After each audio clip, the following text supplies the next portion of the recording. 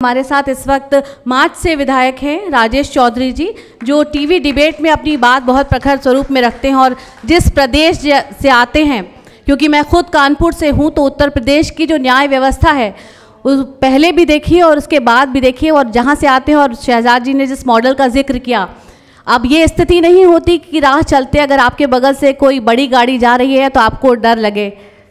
अब ये स्थिति है कि आपको मालूम है आप कितनी भी रात घर से बाहर जा रहे हैं तो सुरक्षित है। हमारे साथ राजेश जी हैं, अपनी बात रखेंगे। धन्यवाद।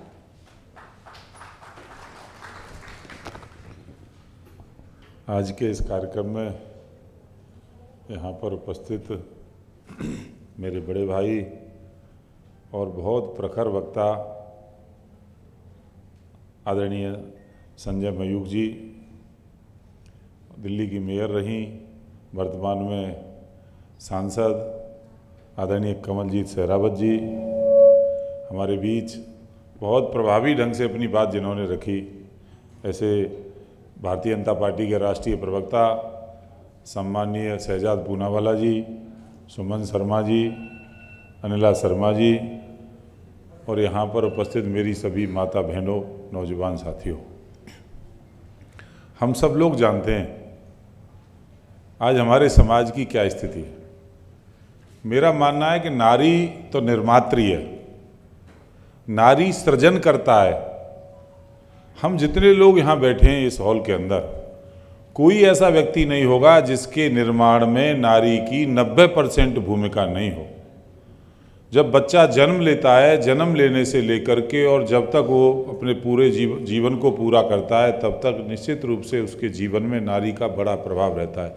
माई तो है जिसने हमें पाला है, माई तो है जिसने हमें सिखाया है, माई तो है हमें किस दिशा में जाना है वो रास्ता बताने वाली पहली गुरु कौन होता है? माँ होती है।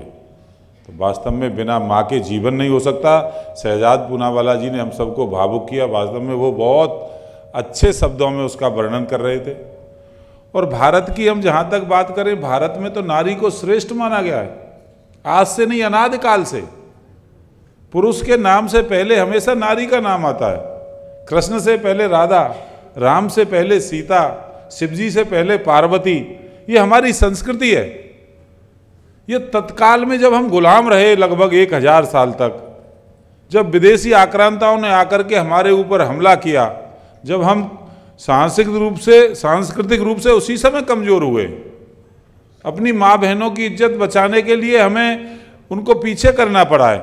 धीरे धीरे वो परंपराएं बनती चली गईं और आज समाज की क्या हालत है आप जानते। मैं तो गांव का रहने वाला व्यक्ति हूँ। बिल्कुल हमारी संचालिका महोदय, भूल गया उनका नाम लेना, क्षमा चाहता हूँ, ठीक कह रही थी, बेटे का जन्म होता है तो खुशी मनाते हैं और बेटी का जन्म होता है तो सहम जाते हैं जैसे कोई प्रलय आ गई हो।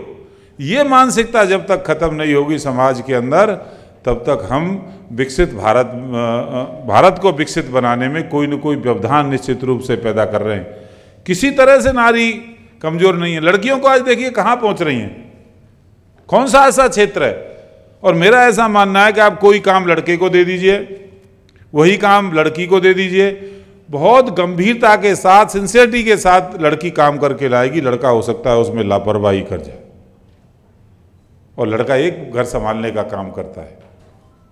जिस परिवार में उसने जन्म लिया, जिन्होंने पढ़ाया लिखाया, जिन्होंने उसे बड़ा किया, सक्षम बनाया, उसी परिवार को आगे बढ़ाने का काम करता है।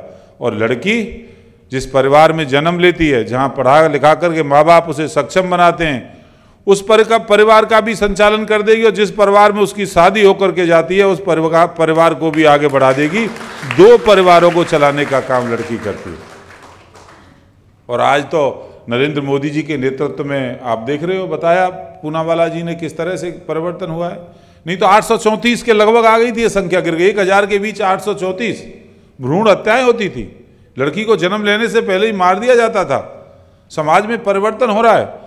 मैं लखनऊ से आ रहा हूँ, सुबह ही में देख रहा था, लखनऊ में मेरा जहाँ आवास है उसके पास कैंटोनमेंट एरिया, जब वॉक करने में सुबह गया तो वहाँ आर्मी एरिया में 3 चौराहे पे लड़कियाँ खड़ी थी, आर्मी में, जो सुरक्षा संभाल रही थी। सुबह का 3:45 बज रहा था, मुझे लगता है 2 बजे ड्यूटी में आई होंगी रात को।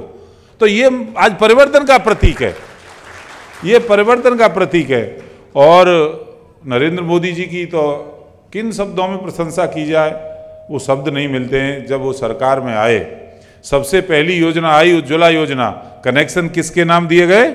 महिलाओं के नाम। प्रधानमंत्री आवास किसको दिए जा रहे हैं?